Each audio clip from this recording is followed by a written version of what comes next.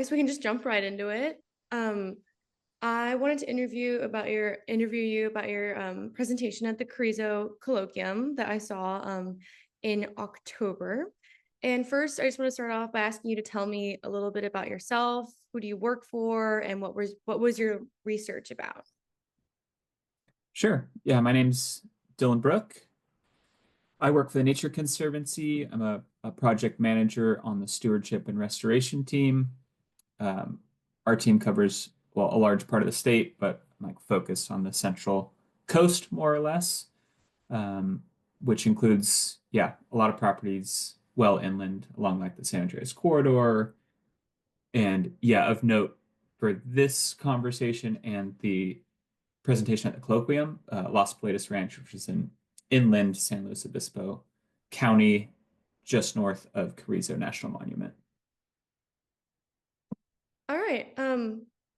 So you mentioned the Las Paladas Ranch and its connection to the Carrizo. Could you just explain how those two are connected and how they're connected to the research you did? Sure. Yeah, Las Paladas Ranch is on the northern end of California Valley, where Carrizo National Monument is like the southern part of that valley. And there's a small town of Cow Valley, kind of that bisects the two. Um, TNC, the Nature Conservancy, has been involved in that region since the late 80s. We helped form the National Monument. We did some large purchasing. Like our first purchase there was like 82,000 acres, and we kind of piecemealed this thing together with Bureau of Land Management and California Department of, well, Fish and Game at the time, now Fish and Wildlife, to put together this, oh, it's north of 250,000 acres, I believe, national monument that was Wow. declared a national monument in 2001. Um, so yeah, we've been involved, you know, well before well before I worked for TNC and yeah, started in like the environmental world. Um, Notably, like Carrizo Plain was kind of identified by TNC and other, like California Native Plant Society, like, for its kind of convergence of ecosystems and intactness, especially of native grasslands. It's one of the largest, if not the largest, native grasslands left in the state. Especially like San Joaquin Valley, some unique conditions there. The highest concentration of threatened and endangered species in the continental US. Yeah, and Hmm. Las Paladas is sort of like one of these puzzle pieces that TNC identified.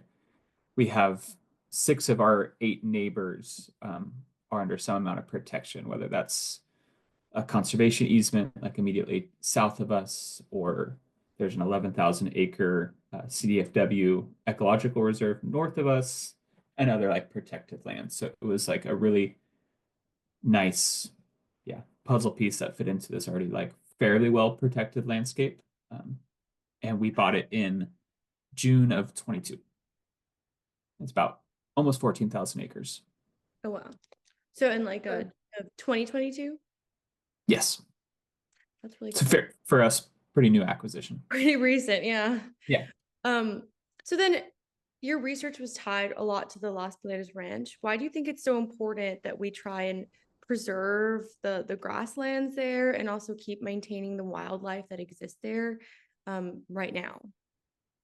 Yeah, I think the way we think about it is a lot of what we've either identified or started doing at Las Paladas Ranch has been built on decades of like partnership and research in the national monument. Um, so yeah, things like, excuse me, water for wildlife. We're building on that research and implementation of water like south of us in California Valley. Um, and then, yeah, we have parts of Las Paladas are relatively intact grasslands, but we do have a good portion of our property that, was disturbed to some degree, whether that's dryland farming or, yeah, just kind of human influences of. So we have a lot of work to do on portions of the property to kind of get it to a more natural state. Right, and think if I were, I mean, I reviewed your presentation and I was there, so I got to actually experience it. A lot of your research had to do with like the setting up of water wells, if I'm correct, right? With the water Yeah. wells, Pronghorn, and you guys set them up in like different locations. What kind of inspired that decision? Yeah, we we were lucky that we already had a lot of wells drilled on the property. So and some of those were activated like for cattle grazing, Mhm. which we continue to do out there. So we sort of built on existing infrastructure. Um, Colleagues of mine and like partners at CDFW and BLM have identified for pronghorn, and this benefits countless other species, but that there's a spacing of year-round water sources of about a kilometer. Mhm.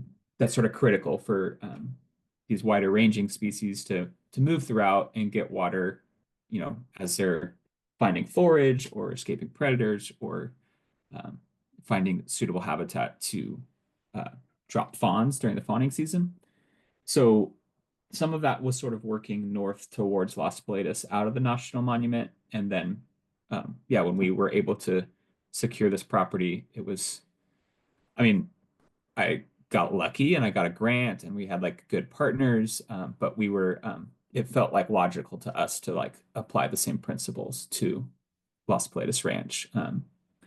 So yeah, had, we have 7 wells on that portion of the property, and we took that water and more evenly distributed it into kind of a standard cattle trough, but sunken down into the native soil so that that drinking height is reduced for all species, but like importantly for pronghorn fawns. And then just, I'm wondering if you could explain, like, for an audience member that doesn't really know what a pronghorn is, because when I actually originally saw the presentation, I was like, I don't even know what a pronghorn is. And then I did research after and learned. Could you explain what they are? Sure. Yeah, I didn't know much about them either. And super cool species. They're often called pronghorn antelope, which is sort of what they look like a large deer, with like the males have like a fairly twisted horn, too, on their heads. It's a little bit confusing because although often called pronghorn antelope, genetically they're more similar to a giraffe. Oh, Um, so it's sort of just like it's a decent descriptor, but yeah, not totally accurate. I've heard a lot of hunters call them speed goats. They are the fastest land mammal in North America. They evolved to evade, like there's a long extinct North American cheetah. So they evolved to be this extremely fast, like nearly 60 miles per hour mammal that can, yeah, get up and run if they needed to. But yeah, fairly large um, native ungulate that browses and likes like wide open spaces where they can roam and find suitable habitat given the time of year. yeah. Um, yeah, importantly for this property and area, Mhm. like well before like modern human history, there was tens of thousands of pronghorn Okay. in this area. Um, but in the 90s, the numbers had, through hunting and just like fairly modern like human impacts, um, the numbers were decimated. So they translocated between 400 and 500 individuals from the Modoc Plateau, which is like the northeast corner of California, where it kind of like goes into the Great Basin. So there's a fairly strong pronghorn population up there. So they translocated 400 to 500 individuals to the Carrizo Valley. Um, but yeah, due to some amount of genetic um, unfortunateness and fences and lack of water and forage, we're down to probably about 50. It's hard. They're not tagged, so it's a little bit like anecdotal or like human counts. So about 50 individuals between 2 subherds, one on like the north end of the valley and one on the south end of the valley. Um, so the way we talk about it with internally and with our partners, it's like now's our time for like our last best effort. Like Yeah. give it all we can. If we can't help like rebound those numbers back into like the couple 300 um, individual level, then yeah, then unfortunately there's not going to be much we can do with an ever warming climate and less water available to wildlife and things like that. So Yeah, that's funny because my next question was going to be, how did you get the pronghorn here? So, um, that's just a really cool experience, and then also kind of sad to hear that they're not surviving as they should be in a land that really does belong to them. Uh, do you think? yeah, there's a lot of good efforts going on right now. So yeah, it's overall like their decline is sad, but I think there's a lot of optimism that like these fairly simple and like cost-effective like interventions can have a difference. One important note is that the those individuals from the Modoc Plateau, there is like a genetic difference that makes it difficult for like long-term survival in the Carrizo Plain. That area is like there's a lot of high elevation and snow, so they're genetically programmed to have fawns in late May into June. And so, things are warming up, things are greening up there. So it makes sense. But then they come down to, you know, the San Joaquin Desert and they have that same genetic programming. They're dropping fawns. It's almost the opposite, where almost everything is browned up. There's less food. It's getting Right, right, hot. So they face an uphill battle just from that genetic programming from where they're translocated from. That's where that water spacing is critical. Taking down or improving fences so that they can move around the landscape is critical. right. Um, yeah. And then do you think those water troughs that you've and your team implemented have made a difference? Yeah, I mean, they haven't been on the landscape for very long, but anecdotally, we have a wildlife camera, a cell-based wildlife camera at each of these troughs on that part of the property. And when our contractor put a new water trough in and plumbed water to it, we had pronghorn using it 2 days later. Um, Oh, and same wow. thing with parts of the property that we took fences out. Um, we had, you know, a camera set up on what used to be a fence line, and we had pronghorn just kind of loafing by unimpeded. Um, yeah, days later. So we've also had a couple good rain years, so like things are staying wetter and greener longer. Mhm. But there have been reports of that there's at least two or three fawns in this northern subherd. So I mean Oh, that's a big deal, and yeah, I think we're all like happy about that, and yeah, just focusing on how we can have those types of conditions more years and how we can get those fawns to adulthood. Because there's a lot of predation from all sorts of things, right? Coyote, pigs, yeah. you name it. So yeah, one fawn is a big deal, and two or three, like we're all even happier about that. That's really exciting. Um, so just like you mentioned these fences, that was also a big part of your research. So like I just want to make sure because they're like paint a picture. Like we're talking about like physical fences here, right? Yeah. These two exist. Yeah, so Las Platas is cut into two pieces with BLM, the Forest Service allotments in between them. So this front part that is like prime pronghorn habitat is about 6,000 acres. We modified our external fence lines that we share with like public road and the North Carrizo Ecological Reserve to be wildlife friendly. So in most cases, went from 5-strand barbed wire to 4 strands, and the top and bottom strands became smooth, and Oh, that distance from the ground to the bottom wire came up. So like 18 to 20 inches. Um, Animals and pronghorn are almost always going to go under the wire. They're not going to try to jump over, even though I don't know, they're kind of built like a deer. So you'd think they probably jumping, could, but yeah, probably could. But yeah, so mean, down there and elsewhere across the country, you'll see pictures of pronghorn, and they have just this nasty like abrasion and scarring on their back because they're constantly going under miles of barbed wire, and that just like constantly, opening up wounds, and so pretty damaging to obviously the individual, but these little subpopulations, if you're not getting the different herds to spread their genes across, and you're probably losing some to roadways and fence lines and car interactions and things like that. So yeah, we modified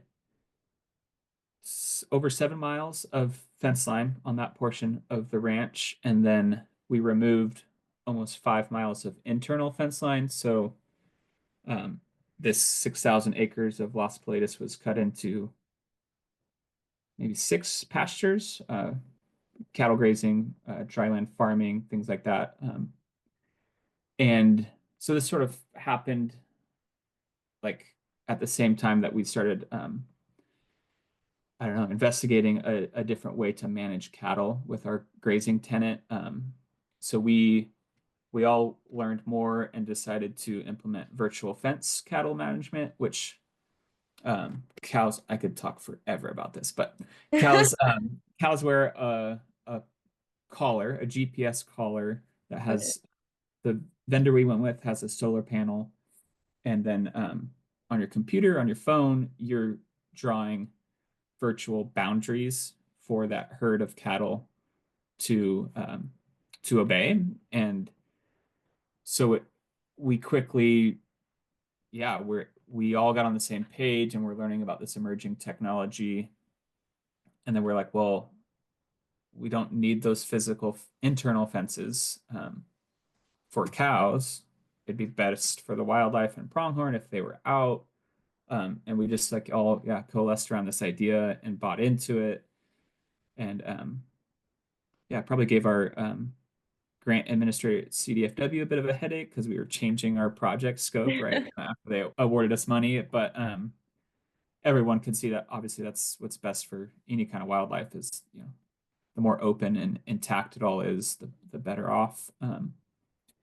So yeah, that was it's been a fun ride to, change our project and just kind of do what maybe we had thought about doing years from now, but because we bought into virtual fence, we were able to, yeah, remove nearly 5 miles of fence, T-posts and strands and everything out there. So now it's like we reserved a couple small pastures in the case we need to train for future virtual fence cattle herds on that part of the property, but they're much more like sloped pastures that pronghorn would are less likely to utilize. So everything that's like really wide open and flat, the fences have come out and additional water has been put out there. So, and yeah, so far the pronghorn are using it. We're at a time of year that they go to other parts of the valley for warmth Okay.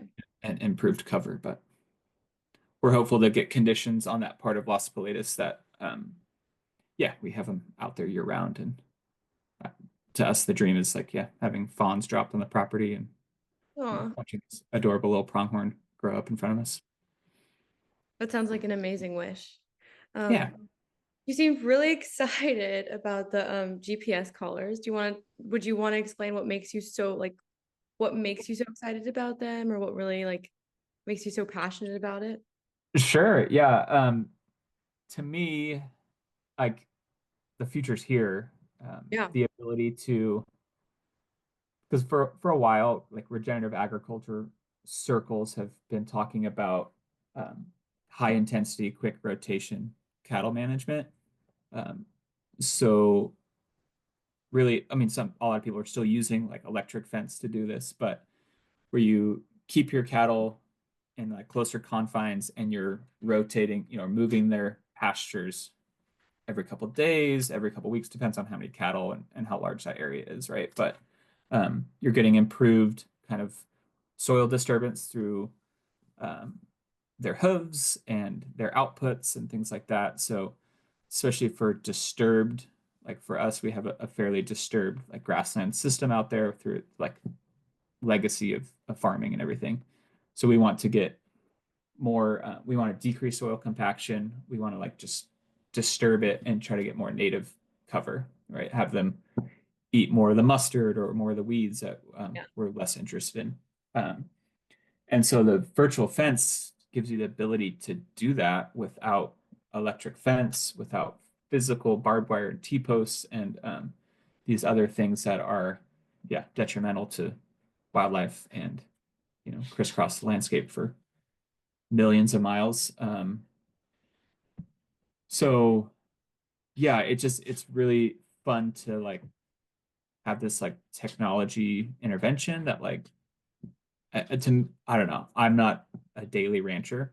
I get to do this like on the side or as part of my job, but it's uh, probably one of the biggest like possibilities like since barbed wire itself, to be able to move your cows to know where they are.